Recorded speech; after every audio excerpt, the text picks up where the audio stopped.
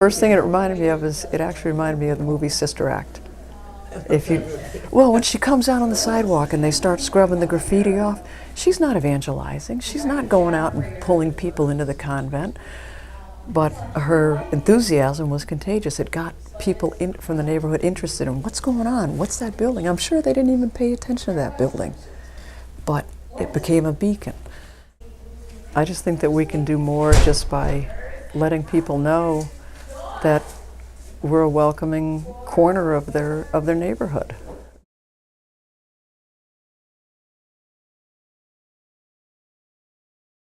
It's definitely a low-income neighborhood where there are some issues. But one thing we're finding with this LCI is that there are some really strong family units that we did not know or assume existed. We found that a lot from our lawn sitting, that there's a lot more oversight by parents than we, from our sheltered, white, middle-class background, assumed. We're making judgments on things that we didn't know about. So it certainly has changed our perception of the neighborhood, if that makes sense.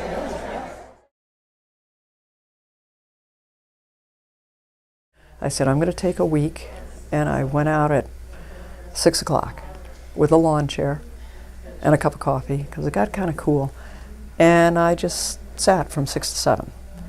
And like I said, that first time people pretty much looked down or looked away, and I didn't do anything. I didn't initiate any conversation either. And a couple times one of our team members joined me, and people that didn't cross, we would say hi, and most of them didn't stop. They just kept going.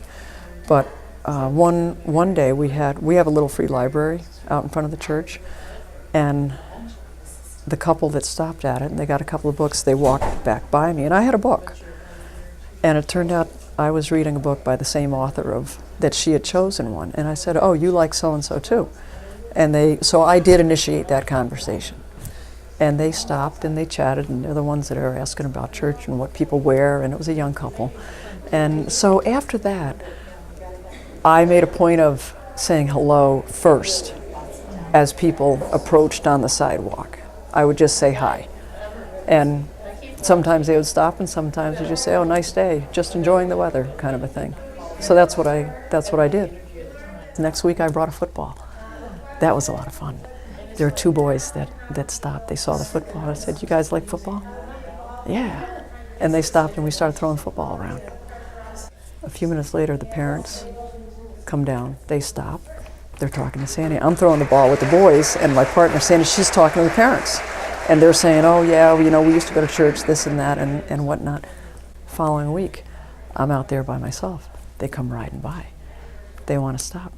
Nick says, well, we're going to go to Destiny's to play. No, I'm going to play football. And you go, well, you have to tell Mom. No, I don't. Mom knows her. It doesn't matter. You still have to, but she knows her. And I said, Brian, why don't you go tell your mom I'll be here? He goes, Nick goes. A minute later, Nick comes back. Where's Brian? Well, he's telling me Brian comes back. They decide they both want to play football. How cool is that? I don't know if anything's going to happen with that. If they never come, that's okay. But I think we're a more positive presence in the neighborhood.